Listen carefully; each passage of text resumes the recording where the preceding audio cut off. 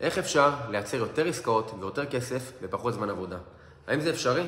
או שבשביל להתעשר אני צריך לקרוע את התחת ולעבוד קשה בלי חיים? אז ככה, יש דבר שנקרא מינוף.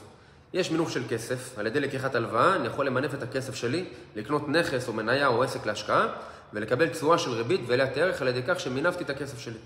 עכשיו, כל הטייקונים שאתם מכירים בארץ ובעולם ממנפים את הכסף שלהם כדי לקנות השקעות גדולות ולעשות עוד ועוד כסף. אני רוצה לדבר איתכם היום על מינוף של הזמן שלכם. בתור מתווכים ואנשי עסקים, היום שלכם מוגבל. לכל אחד יש 24 שעות ביממה, שמתוכם הוא ישן 10 שעות. סתם, מי ישן 10 שעות? גג 6 שעות. ושאר הזמן שלו ביממה מוגבל. אם אני בתור סוכן נדל"ן יכול לעשות רק 3 עד 5 פגישות בערב גג, יש לי תקרת זכוכית, ואני לא יכול לייצר יותר פגישות ויותר עסקאות. לכן אני חייב להיעזר בצוות, כדי שגם הם וגם אני וכל העסק נוכל לייצר יותר.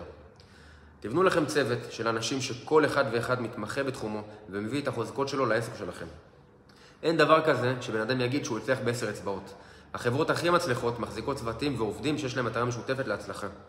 יחד עם זאת, אל תיקחו כל אחד לצוות שלכם. תיקחו אנשים שיש להם מוטיבציה, שמגדילים ראש, שיש להם רעב להצלחה, אינטליגנטים וחרוצים.